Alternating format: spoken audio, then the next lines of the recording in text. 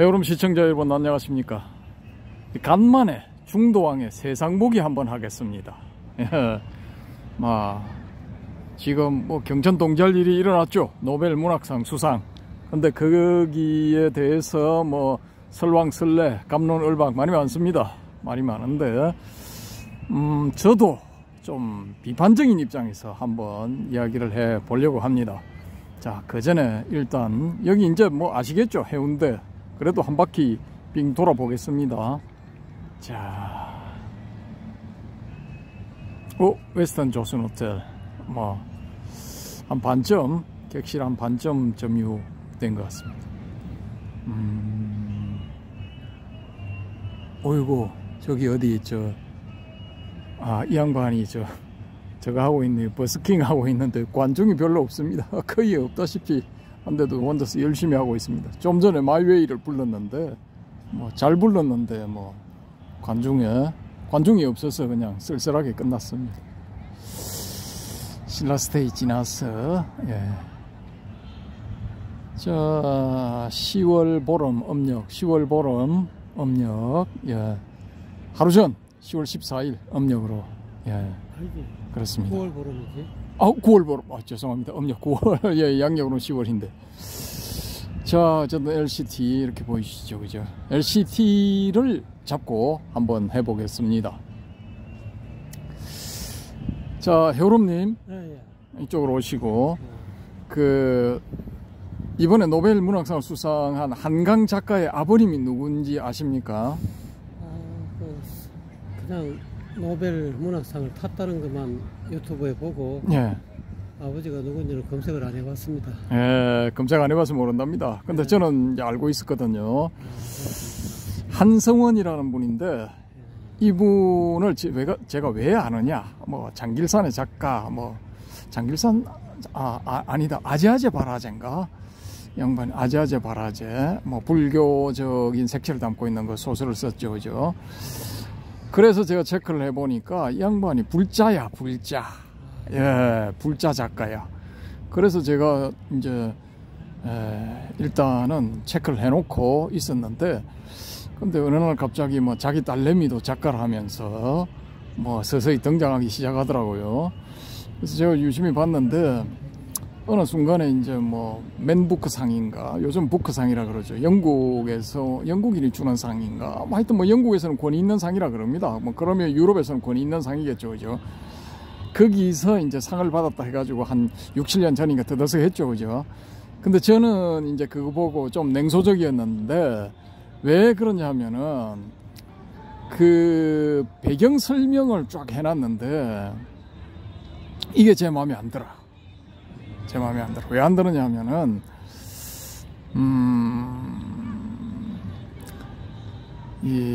어릴 때 이 한강이라는 여류 작가가 어릴 때 자기 아버지가 뭘 보여줬느냐 하면은 5.18에 대한 그 사진첩을 보여줬어요. 사진첩이라 하기도 하고 뭐 사진 몇 장이라 하기도 하고 뭐 그러는데 아무튼 그 사진을 보여줬어. 근데 거기에 뭐 소위 계엄군에게 당한 뭐 어떻게 보면 사살된 그런 시신들 뭐 널브러져 있는 뭐 그런 장면들, 뭐 그걸 찍은 사진들이겠죠. 뭐 보나 안 보나 뻔한 거지.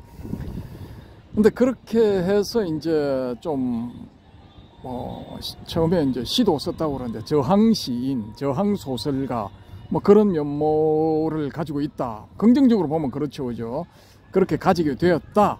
그러니까 아버지의 어떤 영향으로서 그런 세계관을 형성을 했다라는 거죠. 뭐 그까지는 좋은데, 근데 이 좀 뭐라고 해야 할까요? 그때 당시에 집권 세력, 그러니까 뭐 쉽게 말해서 신군부 세력, 전두환 노태우로 상징되는, 특히 전두환으로 상징되는 신군부 세력에 대해서 아주 부정적인 그런 생각을 가지게 되었다라는 것이죠. 그래서 저는 이제 일단은 제껴버렸어요. 이 두 사람을 제껴버렸는데 왜 그 제껴버렸냐 하면은 제가 이제 어떤 인연으로 인해서 제가 그것을 쓰려고 쓴 게 아니라 어떤 그 사람 사이의 인연으로 인해서 그 책을 쓰게 되었거든요. 그 책 나온 지도 한 20년 된다. 근데 그때 당시에는 이제 사람들이 이 5.18에 대해서 평가하기를 굉장히 두려워했어요. 왜? 예, 잘못하면은 이제 뭐 잠깐 봅시다 이렇게 될 가능성이 높으니까 굉장히 두려워했는데, 저는 그때 이제 그 5.18에 대해서는 이건 민주화 운동이다라고 이제 제 나름대로 결론 내리고 책에도 그렇게 썼어요. 그렇게 쓰고 그 다음에 이제 단 문제가 뭐냐면은 이 물리력이 동원된 데 대해서는 보다 더 이렇게 심도 있는, 그리고 또 실체적 진실에 접근한 그런 조사가 진행이 되어야 되고, 그걸 이제 백서 형태로 발간을 해야 된다. 100% 그걸 반영을 해야 된다. 그게 해결되지 않으면은 여러 가지 문제를 파생시킬 수 있다라고 해서 이제 책을 냈는데, 그게 제목이 아이러니하게도 뭐냐면은 전두환 리더십 노태우 처세술입니다. 제목 자체가. 근데 그걸 이제 책을 낸 게 제가 이제 이 프리랜서 작가를 하는 과정에서 좀 도움을 받은 분이 있는데, 그분이 이제 한 단계 다리를 놓아 가지고 이제 그분의 지인이 하는 이제 출판사, 거기다 책을 한 권 내줬으면 좋겠다 해서 소개로 그 출판사의 사장님을 만났어요. 만났는데 이분이 하시는 말씀이 이제 전두환 노태우 즉 신군부를 신나게 까는 그런 책을 내줬으면 좋겠다 그렇게 요구를 하더라고요. 근데 난 그거는 써줄 수는 있는데 나는 그렇게 하고 싶지 않다. 왜냐하면은 그런 수준의 내용들은 그냥 청진동 해장국집 골목에 가서 거기서 막 술 한잔하고 까대는 사람들 이야기를 채취를 해서 책을 내도 충분하다. 내가 개입할 필요 전혀 없다. 만약에 내가 개입을 한다면은 나는 균형 있게 쓰고 싶다. 전두환 노태우가 만약에 진짜 그 형편없는 그런 사람들이었다면은 그 사람들이 집권할 당시에 우리나라는 처참할 수준으로 몰락해야 된다. 근데 그렇지는 않았다 이거야. 오히려 소위 말하는 그 진보 세력들이 악마라고 이렇게 치부해버리는 전두환이 집권기에 대한민국은 그 8년인가 7년인가 8년 동안에 오히려 더 안정적인 그런 그 상황을 맞이를 했다. 그렇기 때문에 나는 무조건 전노를 까는 데는 나는 반대다. 그렇게 하면 나하고 같이 작업할 수 없다. 근데 이제 그 사장님이 아주 낮은 아주 낮은 고려 그것 때문에 이제 어쨌든 저하고 작업을 했어요. 왜냐하면 저는 이제 그 소개를 해준 분한테 어떤 그 도와준 데 대한 반대급부를 이제 제공을 하기로 했는데 그걸 제가 못하게 됐거든요. 못하게 됐기 때문에 그걸 대신해서 이제 이 책을 내게 된 겁니다. 내게 됐는데, 그래서 제 나름대로 그때부터 이제 신군부가 등장하기 전부터 해서 이제 조사를 광범위하게 들어갔죠. 등장하기 전에는 이제 12.6 하고 뭐 12.12 뭐 요런 데 대한 조사부터 시작을 해서 아주 광범하게 조사를 했죠.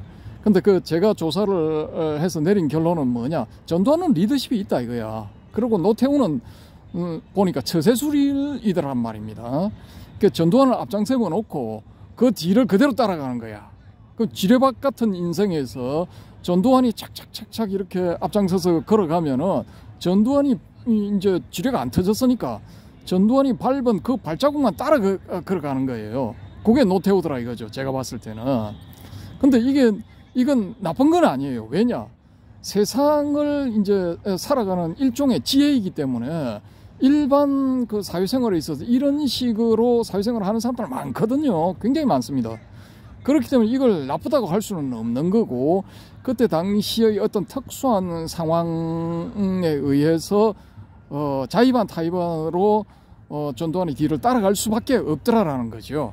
그래서 이제 저는 이제 뭐 전두환을 일단은 높이 평가를 해서 이 사람은 리더십이 있는 사람이다라고 평가를 했고, 노태우는 나름대로 이제 지혜로운 길을 택해서 처세술을 발휘를 했다. 그래서 결국은 이제 대통령까지 되었다라는 거죠. 전두환의 뒤를 이어서 대통령이 되었다라는 겁니다. 그래서 그런 내용을 이제 재미있게 엮어서 제가 나름대로 조사하고 이제 분석한 그런 그 내용들을 책에 실으면서 아까 말씀드린 이건 이제 물리력이 동원된 그 부분을 해결을 하지 않으면은 나중에 큰 문제, 후유증이 생길 것이다 라고 그렇게 이제 예측 아닌 예측을 했거든요. 근데 그 뒤로 이렇게 보니까 막 계속 이제 이걸 가지고 진보 진영에서는 막 그 조그마한 꼬투리가 나와도 그걸 물고 늘어졌단 말입니다. 물고 늘어져 가지고 여러 가지 이제 부담을 주게 됐죠, 그죠? 사실은 그 부담이죠. 왜냐? 조사를 하려면 제대로 해야 되는데 자기들한테 유리한 쪽으로만 하고 불리한 거는 전부 감추더라라는 거예요. 그 중에 대표적인 게 뭐냐 하면은 이제 그때 당시에 이제 교전을 통해서 사살된 사람들, 소위 이제 폭도로서 사살된 사람들의 시신, 그 시신이 이제 병원에 전남도 병원을 비롯해서 이제 주요 병원에서 수습이 됐거든요. 그 수습되는 사진들을 보면은 관 위에 뭐 태극기도 덮여 있고 뭐 주로 이제 모친들이 와서 울고 뭐 그런 장면들이거든요. 뭐 현대사의 비극이죠. 근데 문제는 뭐냐면은 그 숫자예요, 숫자. 저도 이제 제 책에 지금 기억상으로는 2,000여 명의 사상자가 발생했다. 제가 아마 그런 식으로 썼을 겁니다. 썼는데 이제 이미 그때 조사를 할 때 실질적으로 수습된 시신은 120몇 구인가 뭐 맥시멈으로 잡아도 200구 살짝 넘는 뭐 그런 수준이다라는 걸 알고 있었거든요, 사실은. 근데 이제 좀 아직까지 완전히 그때는 이제 이 뭐 발굴 작업이라든지 이런 게 끝난 게 아니니까 그냥 여지를 남겨놓자 해서 또 2,000여 구 뭐 이렇게 썼습니다. 썼는데 그때부터 이제 제가 직접 조사를 해보고 가진 의구심이 뭐냐 하면은 이제 이쪽 그 보수 우파 쪽에서는 뭐 여러 명이 지금 이제 문제를 제시하고 있죠. 그때 당시의 상황에 대해서는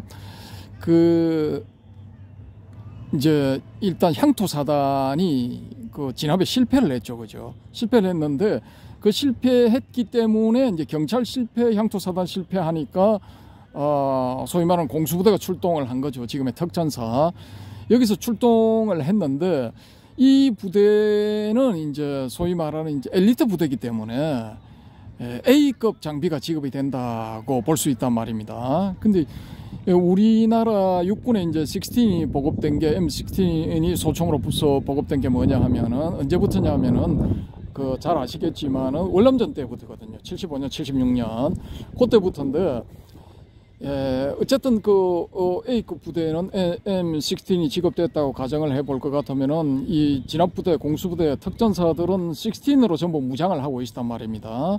저도 그때 당시에 이제 곤봉으로 내려치려고 하는 그 병사가 이제 우리 이제 이 대각선으로 매는 겁니까? 어깨에 이제 걸쳐서 대각선으로 총을 메고 있는 걸 봤는데 16이더라고요. M16이던데 그 대부분의 M16을 사용을 했을 건데 그때 당시에 이제 총에 맞아 사망한 사람들의 시신을 의사 선생님들이 저거를 해보니까 조사를 해보니까 16에 죽은 사람들은 10%인가 20%인가 그거밖에 안 되고 대부분이 이 카빈이나 M1에 이제 맞았더라라는 거죠. 그게 맞아서 사망을 했다라는 겁니다.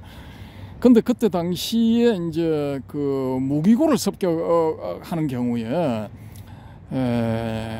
무기고에서 나온 거는 M16이 아니고 M1 아니면은 카빈이었단 말입니다. 근데 다 이제 그때 당시에 소위 말하는 해방군이다 해가지고 뭐 이렇게 찍힌 사진들을 보면은 그런 총들을 들고 있었거든요. M16 들고 있는 사람 거의 없었어요. 근데 그렇다면은 그 사람들이 그 등 뒤에서 사망한 분들의 등 뒤에서 총을 쏘았단 말인가? 라는 그런 의문점이 생기게 됩니다. 근데 이 의문점이 한 가지가 있고 또 한 가지는 뭐냐 하면은 그 사망자들이 이제 진압군하고 교전을 하다가 총에 맞았다 할 것 같으면은 정면에서 총을 맞아야 되거든요. 싸우다가 맞았으니까. 또 이제 밀려서 상대방은 이제 직업군인이 혹은 이제 그 방면에 프로니까 아마추어들이 이제 뭐 시민군으로 해서 이제 대항을 하려고 하면 안 되죠, 그죠? 그러면 싸우다가 이제 등을 보이고 도망가다가 등 뒤에 총을 맞았다 할 경우에도 이 자국이 이 16에 의한 부상이 되어야 된다 이겁니다. 그 입사구, 출사구의 특징들이 다 이게 M16의 그 특징은 아니고 카빈이나 M1의 특징이다라는 거죠. 그럼 도대체 이걸 어떻게 설명을 해야 되느냐라는 겁니다. 그럼 M1이나 카빈을 가진 사람들에 의해서 등 뒤에서 맞았다는 그런 결론밖에는 할 수가 없어요, 이건. 네, 어찌됐건 간에 그렇게밖에 볼 수가 없는 거예요. 이런 모순이 있으니까 뭐 여러 뭐 청문회라든지 뭐 조사위원회 뭐 이런 게 열렸을 때 요 부분은 제가 유심히 봤는데 그냥 적당히 얼버무리고 넘어가 버리더라고요. 저쪽 진보 쪽 이 국회의원도 그렇고 뭐 조사위원 뭐 이런 사람들도 그렇고 여기에 대해서 명확하게 해명을 못 해요.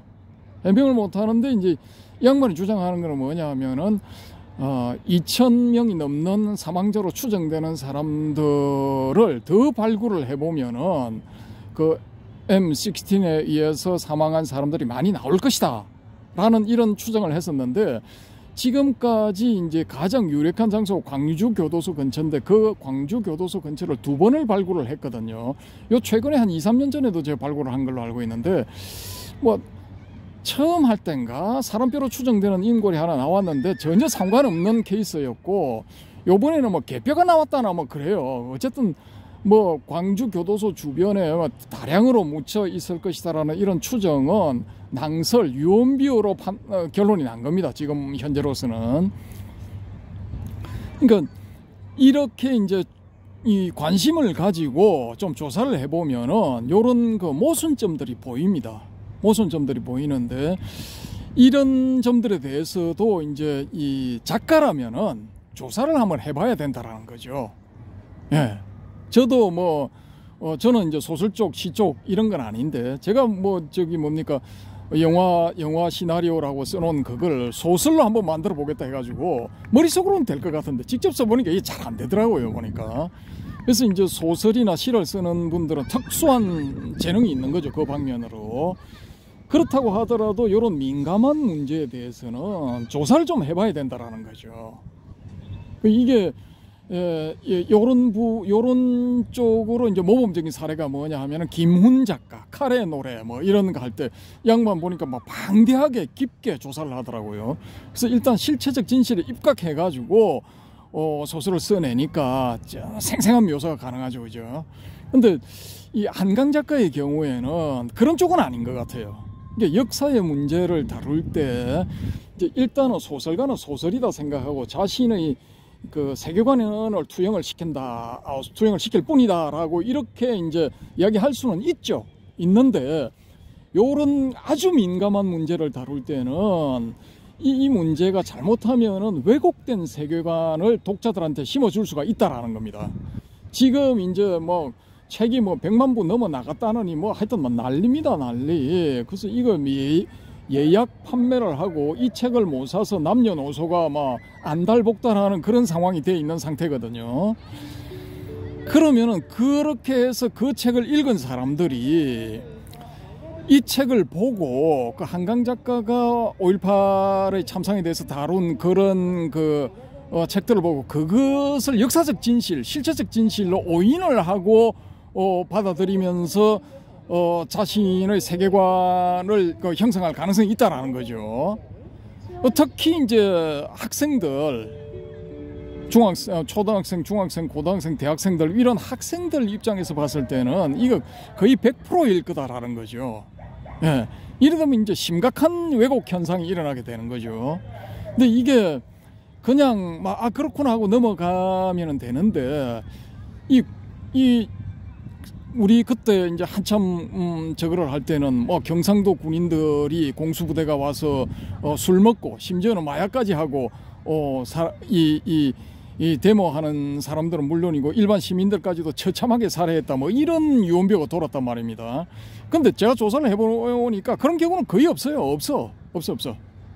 그러니까 이런 조사를 하고 해야 되는데 안 하고 그렇게 되면은 일방적인 매도가 이제 소설에 드러나게 되면은 그 소설을 읽은 사람들도 같이 이제 동조를 하게 돼버린다는 거죠.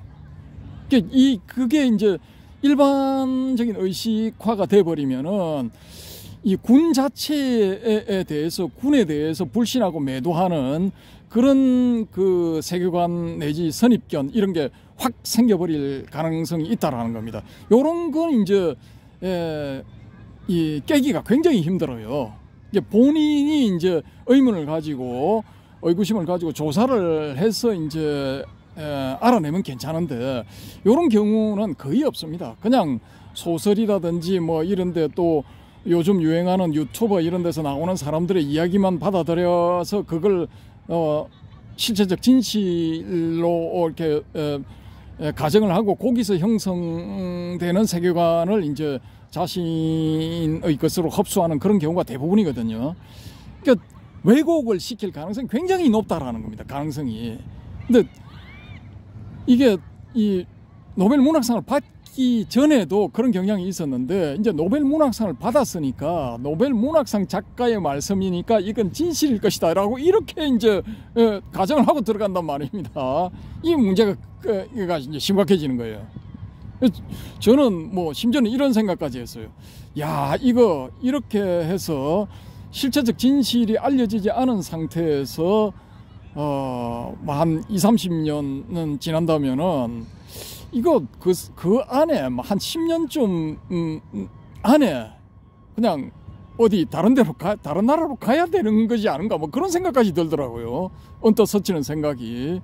그러니까 제가 뭐 그냥 일반 서민이죠, 그죠?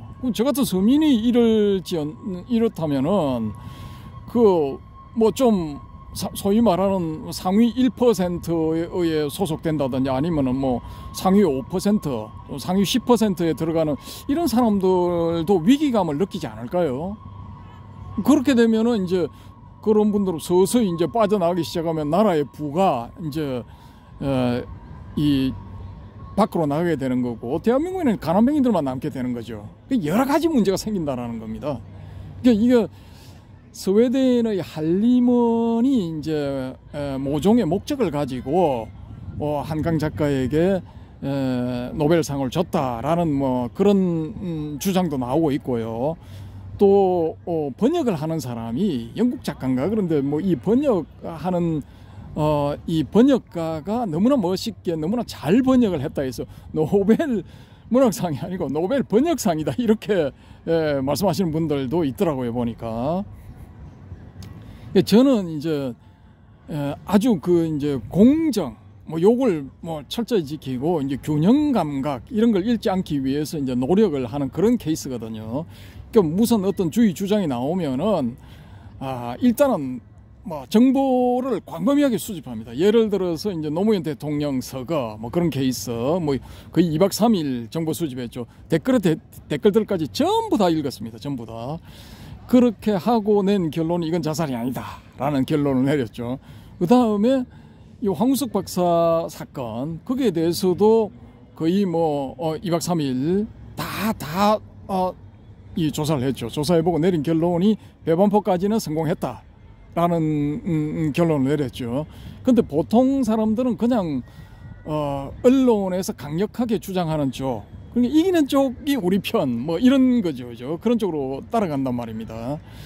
그러니까 대한민국의 2024년 가을 현재 대한민국의 그 국민들 수준이 그런 균형 감각을 이렇게 입각해서 어떤 그 이슈가 생기면 그 이슈가 나타난 배경을 광범위하게 조사를 하고 결론을 내리는 사람들이 몇 명이나 되겠습니까?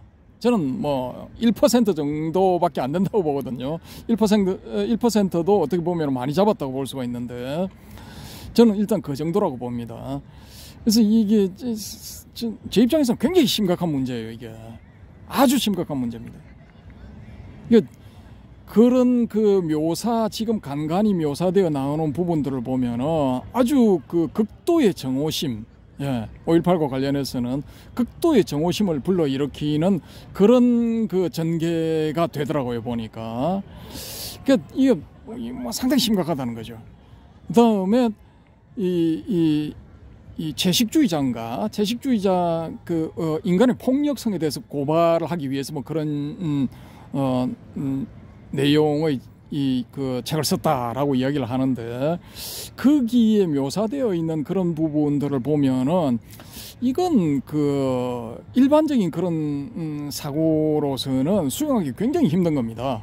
예, 뭐 어떤 분들은 건친상간이라는데 건친상간은 아니고요, 불륜이죠, 불륜. 그러니까 뭐 형부와 처제, 뭐 또 뭐 제매와 처형, 뭐 이런 불륜 관계, 이런 쪽의 묘사, 거기에 기반한 묘사들이 많이 나오거든요. 그러니까 그렇게 되면 당연히 이건 중고등학생이 읽기는 부적합하죠, 그죠? 그러면은 이거 금지도서라든지 아니면은 뭐 비권장도서 뭐 이런 식으로 이제 분류되는 게 그게 맞는 겁니다. 노벨상, 위대한 노벨 문학상 작가의 책을 감히 니들이 무슨 권리로 뭐 이걸 금지를 시킨단 말이냐, 뭐 이렇게 핏대 세우는 분들도 있는데, 이게 아닙니다. 이거 잘 구별을 하셔야 되는 겁니다. 그런 분들은 자신의 자녀한테, 초중고생 자녀한테 그걸 과연 읽힐 자신이 있느냐라는 거죠. 요즘은 초등학생들도 이 이슈에 민감하기 때문에 인터넷으로 주문해가지고 얼마든지 볼 수가 있거든요. 그래서 상당히 문제 있는 표현들도 많더라고요, 보니까. 그러니까 저는 제가 포커스를 맞추는 거는 그런 뭐 채식주의자에서 나타나는 그런 문제점, 그것도 문제가 있겠지만, 그거보다는 이 군에 대한 정오심, 일방적인 정오죠. 일방적인 정오. 그런 정오심, 혹은 소위 말하는 그 호남에서 호남인들이 영남인들에 대한 정오심, 그런 거를 부추기는 그런 성향, 그거를 저는 이제 극도로 경계를 하는 겁니다. 그러니까 이게 만약에 이제 더 소위 말하는 진보적 용어로 공고화된다고 하면은 나라는 실질적으로 반으로 갈라지는 겁니다. 이거는 각각 독립해야 돼. 전라민국이 독립하든지 경상공화국이 독립하든지 독립을 해야 되는 겁니다. 안 그러면은 융화돼서 살 수가 없어. 같이 살 수가 없어요.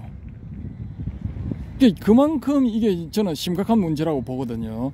그래서 이제 이 급하게 중도항의 세상보기 했는데, 야, 걱정하지 마라, 그렇게까지는 안 갈 거다. 또 유튜브에서 이렇게 그런 문제들에 대해서 지적하는 사람들이 많이 나오고 있으니까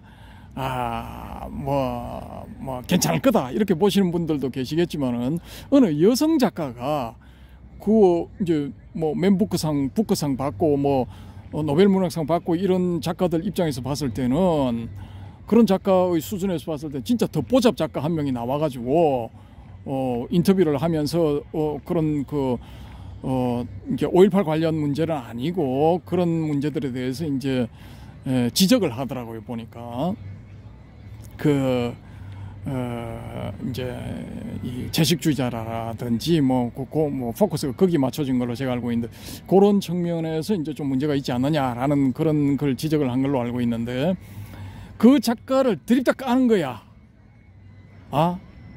좌표를 딱 찍어가지고 수만 명, 수십만 명 몰려와가지고, 네가 뭔데 감히 위대한 노벨 문학상 작가님의 작품에 대해서 그 거지 같은 입을 놀리느냐, 그런 거죠. 이게 웃기게 돌아간다라는 겁니다. 누구든지 비판을 할 수가 있어야 되죠. 그게 그 자유민주주의 아닙니까? 대한민국은 자유민주주의, 법치주의에 입각한 거기 때문에, 아니 노벨 문학상 작가의 작품이라 할지라도 자신의 마음에 안 들면 비판할 수 있는 거죠. 근데 그걸 비판 못하게 재갈을 물린다 하면은 그건 독재지. 그런 거야말로 독재인 겁니다. 그러니까 옛날 20년 전, 30년 전 혹은 40, 50년 전에 박정희, 전두환, 노태우 독재 타도하자 해가지고 떠들던 소위 민주화 운동 하던 사람들이, 저는 일단 뭐 버럭화적인 성질이 있다고 봐요. 지금 다 버럭화로 변질돼 버렸잖아요. 근데 그런 사람들이 그때 운동할 때 내세운 게 뭐냐 하면은 독재 타도잖아요. 우리의 이 입에 왜 재갈을 몰리느냐? 우리 입에 재갈을 몰린다면 너희들은 독재다 뭐 이거죠. 근데 지금 돌아가는 한번 보세요. 노벨 문학상 작가 작품이라 해가지고 어떤 비판, 비평, 불만, 불평 하지 마라 하면은 그거 독재 아니고 뭡니까 그게? 이런 식의 독재도 타도되어야 되는데 지금 까딱 잘못하다가는 거기에 대해서 이제 법이 만들어질 수도 있어요. 소위 말하는 뭐 노벨 문학상 작가 비방 금지법 이런 거 만들어져서 비방이나 비평 뭐 비난하면은 뭐 5천만 원 이하의 벌금 5년 이하의 징역에 처한다 뭐 이거 만들어질 수가 있다고요 지금. 이게 개판이야 완전히 미쳐 돌아가는 거죠 이게. 그러니까 뭐 야씨 이거 내처럼 이 자유로운 사고 좋아하고 자유로운 발언 좋아하는 인간이면은 야 이거 좀 뭐 이사갈 공리를 해야 되는 거 아닌가 뭐 이런 느낌이 들 수밖에 없는 겁니다 이거. 이게 희한하게 돌아가고 있다니까요. 본인은 또 뭐 기자회견 안 하겠다 하고 뭐 또 뭐 어디 한 10여일 버티다가 이 스웨덴 기자하고는 또 뭐 회견을 하겠다는 뭐 그런 이야기도 또 흘러나오고 있거든요. 이건 또 뭐냐라는 거예요. 왜 한국 기자들하고는 안 하고 스웨덴 기자들하고는 하느냐 이거지. 이게 또 좀 웃긴다라는 겁니다. 그냥 나와서 아유 그래 뭐 제가 이렇게 분에 넘치게 영광된 상을 받았는데 제 작품에 대해서 마음에 안 드시는 분들도 많이 계실 겁니다. 그분들 마음껏 비난해 주십시오. 그걸 또 이게 제가 자영분 삼아 한 단계 더 도약한 모습을 보여드리겠습니다. 이렇게 하면은 얼마나 좋습니까? 이게 뭔가가 이거 뒷맛이 찜찜해. 하여튼 뭔가 이게 떳떳하지 못하다라는 거예요. 아무튼 저는 그렇게 봅니다. 뭐 불자 작가고 작가의 불자 작가의 딸이고 그 딸도 초반에는 뭐 불자라고 주장을 한 것 같더라고요 보니까. 근데 지금은 또 이제 불자는 아니고 불교적인 사유를 좀 하고 있다. 뭐 맛을 조금 봤을 뿐이다. 뭐 그런 식의 이제 뭐 멘트를 하는 거 보면은 또 이제 살짝 이 중립적인 스탠스죠. 종교 입장에서는. 그랬거나 말았거나 이제 불자의 딸이고 뭐 과거에 이제 불교적인 스탠스를 취했고 만해문학상도 그 때문에 만해문학상도 제가 받은 걸로 알고 있거든요. 그 조계종 총무원장도 이제 축전을 보내고 뭐 그렇게 한 걸 보니까 좀 가까운 모양인데 그렇다고 해서 뭐 일방적으로 감싸고 할 생각은 전혀 없습니다. 저는 이건 제 입장에서 봤을 때 이건 나라의 운명하고도 이제 관련되어 있는 문제이지 않을까. 좀 오버를 해서 그렇게 보는 거기 때문에 좀 이 비판적인 입장에서 말씀을 한번 드려봤습니다. 뭐 제가 드린 말씀에 이제 동조를 안 하는 분도 계실 겁니다. 야 5.18이 무슨 민주화 운동이냐 그게 폭동이지. 폭도 내지 폭동적 성격이 있습니다. 왜냐 물리력이 가미됐기 때문에 무기고 털고 그 무기로 무장을 해서 이렇게 이 소위 말하는 진압군, 계엄군을 위협을 하고 뭐 총을 쏘았다는 것은 그 뭐 이제 폭도적인 성격이 있는 거죠. 그렇지만 기본적으로 그때 당시의 정치 체제는 독재가 맞는 거고 신군부 독재가 맞고 그걸 타도하겠다 하는 거는 민주화 운동이 맞는 겁니다. 그리고 그쪽 광주를 중심으로 한 호남인들의 입장에서 봤을 때는 그 사람들의 민주화의 아이콘은 김대중이기 때문에 그 김대중을 이렇게 구속한 거를 이제 석방하라 뭐 이렇게 나오는 거는 그 사람들 입장에서 봤을 때는 민주화거든요. 민주화 운동이 맞는 거예요. 그 성격은. 근데 단지 제 기준으로 제가 봤을 때는 민주화 운동은 맞는데 거기에 이제 물리력이 가미됐다는 거죠. 근데 그 물리력 가미로 인해서 폭도적인 성격을 가지게 된 거죠. 근데 만약에 그게 1919년 3월 1일 날 있었던 무저항 비폭력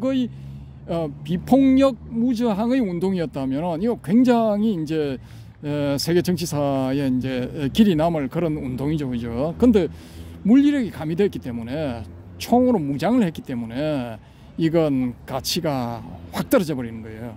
떨어져 버리고 그 뒤에 아까 제가 말씀드린 그런 문제점을 명확하게 밝히지 못한 것, 또 요즘 이슈화 되고 있는 이제 5.18 유공자에 대한 그런 뭐 명단을 이렇게 속 시원하게 밝히지 못하는 것, 자꾸 숨기려고 하죠. 그런 것들로 인해서 그 가치가 이제 점점 더 내려갈 수밖에 없는 겁니다. 예, 제가 보는 이제 그 한강 노벨 문학상에 관련돼서 이제 5.18까지 이렇게 이제 말씀을 드렸는데, 그 제가 또 이 말 했다고 5.18 특별법인가 뭐 거기에 의해서 너희 새끼 조사받아야 돼 뭐 이렇게 연락 올지도 모릅니다. 뭐 연락 오세요. 합시다. 그럼 한번 붙어보는 거지 뭐. 기다리고 있을 테니까 마음에 안 드는 사람 고소하세요. 그 어쨌든 간에 제가 봤을 때는 이 그냥 무작정 기뻐할 수만은 없다라는 겁니다. 무작정 기뻐할 수만은. 그러니까 이 문제를 해결할 사람은 누구냐? 한강 작가 본인이에요. 본인이 나와서 이 문제점들을 이렇게 밝히고 이런 문제점이 있는 걸 인정을 하고 앞으로 이제 이 정반하 뭐 변정법적인 그런 고양 이제 성화 한 단계 높은 단계로 나아가는 그런 길을 걸어가겠다. 뭐 그렇게 하면 그 해결되는 거예요. 예. 그래서 그 소설을 소설로만 보셔야 되지, 그건 역사적 실체적 진실이 아니다라는 걸 명확하게 이야기를 해주면 더 좋죠. 검상첨화. 그래서 저는 그런 걸 촉구합니다. 그럼 이제 뭐 이 방송 보지도 않을 거고, 그 지금 돌아가는 걸 봤을 때는 그런 거에 대해서는 뭐 생각도 안 하는 것 같아요. 그런 점들에 대해서 언급한다는 것은 전혀 눈꼽만큼도 없는 것 같아. 그건 뭐 본인이 선택할 일이고, 나중에 그 결과에 따른 소위 말하는 그 인광보, 응보, 그 후과도 뭐 본인이 받아야 되는 거죠, 그죠? 결과. 다 그런 겁니다. 그 인광보 작용을 안 할 것 같죠? 다 작용합니다.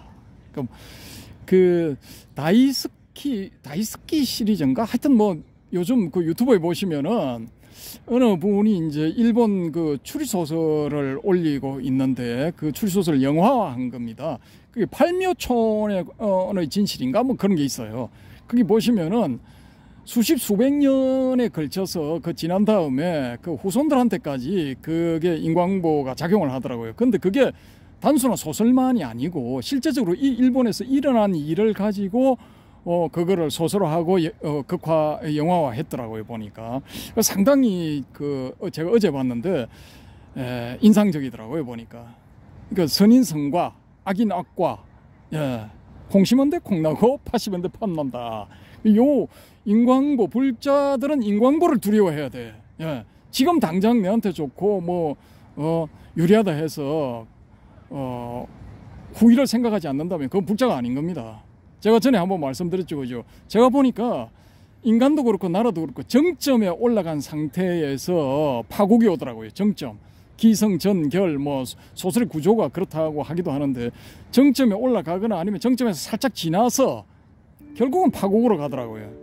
이제 그게 뭔가 왜곡된 상태, 왜곡된 상태에서 시작된 그런 부분들은 결국은 그런 결말을 맞이하게 되더라고요. 제가 그냥 높아심에서 한번 드려봤습니다. 드릴 말씀이고, 선택은 이제 본인이 하겠죠, 그죠? 한번 기대를 해보겠습니다. 이상 음력 9월 보름 하루 전 10월 14일 달은 구름에 가려 있습니다. 해운대 백사장에서 말씀드렸습니다. 감사합니다.